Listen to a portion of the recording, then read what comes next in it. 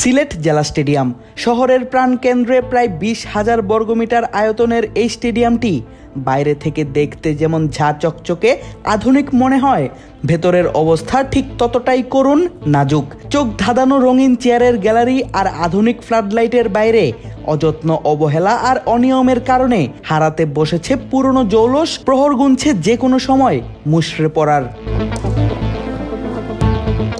অথচ একটা সময় এই মাঠে খেলে আর অনুশীলন করেই উঠে এসেছেন খালেদ আহমেদ, ইবাদত হোসেন, নাসুম আহমেদ, তানজিম সাকিব, জাকের আলী অনিকের মতো জাতীয় দল কাঁপানো অর্ধ ডজন ক্রিকেটার। তালিকায় আছেন তুফাইল আহমেদের মতো উঠতি তারকা ক্রিকেটাররাও। আর সেই তালিকা দেখেই মনে জাগে প্রশ্ন, এত এত পেসার তৈরি করা সিলেট থেকে কেন উঠে আসছেন না ভালো মানের কোনো ব্যাটার?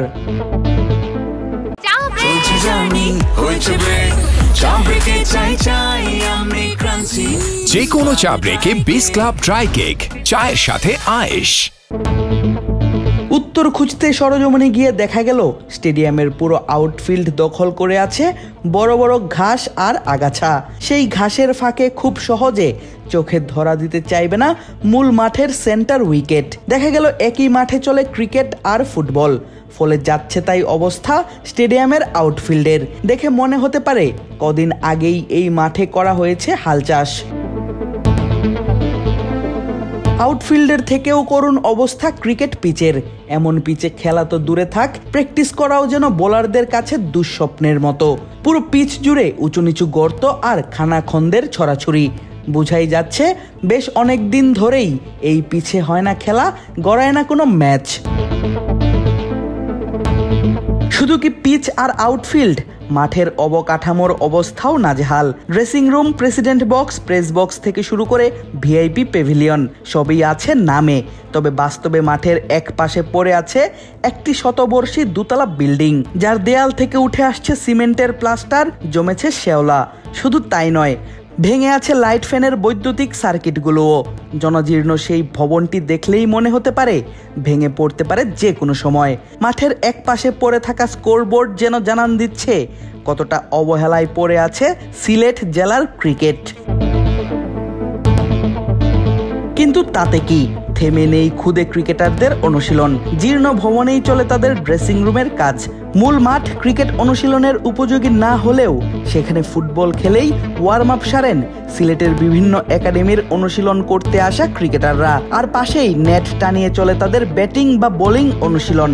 তবে সেই অনুশীলন পিচগুলো কতটা বোলিং উপযোগী, কিংবা এখানে অনুশীলন করে কতটাই বা উন্নতি হবে ব্যাটিংয়ের, সেটি নিয়ে আছে প্রশ্ন। কথা হলো এই মাঠেই অনুশীলন করতে আসা 19 বছরের পুরনো একাডেমি গ্রিন সিলেট ক্রিকেট একাডেমির কয়েকজন ক্রিকেটার এবং কোচিং স্টাফদের সঙ্গে। একাডেমির সহকারী কোচ নাসির উদ্দিন জানালেন কেন উঠে আসছে না সিলেট থেকে ভালো মানের কোনো ব্যাটার। যেহেতু বৃষ্টির সময় আমরা ব্যাটিং নিয়ে কাজ করার জায়গা খুবই কম পাই। পেস বোলারের অল্প জায়গা হলে আসলে একটু কাজ করা যায়, যেমন স্কিল বা জুরের কাজ বা গ্রিপিংয়ের কাজ, বিভিন্ন ধরনের কাজ আছে, এগুলো করা যায়। কিন্তু ব্যাটিংয়ের তো ভাই একটু জায়গা দরকার, কারণ ওর তো অ্যাটলিস্ট তো একটা ক্রিকেট বল তো ওর হাতে ধরাইয়া দেওয়া দরকার। কারণ ক্রিকেট বৃষ্টির সময় তো ক্রিকেট বল হাতে ধরাইয়া দিল, ও মারলো, বলটা ভিজে গেল, এত টাকার বল বারবার তো আমরা সাথে প্রোভাইড করা তো পসিবল না, বা প্লেয়ারের দিকেও এটা পসিবল না।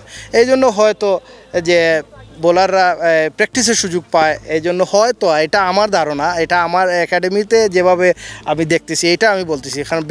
কারণ আমাদের তো অনেক বড় বড় আছে, ওনারা আরও ভালো বলতে পারবে। ঠিক যেন তাই, ব্যাটারদের অনুশীলন করার মতো কিংবা ম্যাচ খেলার মতো ন্যূনতম সুযোগ সুবিধা দিতেও যেন ব্যর্থ সিলেট জেলা ক্রীড়া সংস্থার অধীনে থাকা এই মাঠ। যেই মাঠ থেকে উঠে এসেছেন তানজিম সাকিব, খালেদ আহমেদ, ইবাদত হোসেনের মতো পেসাররা, সেই মাঠেই একটি উইকেটের জন্য এত আকুল আবেদন। সিলেট থেকে কেন ভালো ব্যাটাররা বের হয়ে আসেন না সাম্প্রতিক সময়ে, তার একটি উত্তর হতে পারে এই পিচ। সিলেট জেলা স্টেডিয়াম থেকে আদিব আশরাফ, ক্রিক ফ্রেন্জি।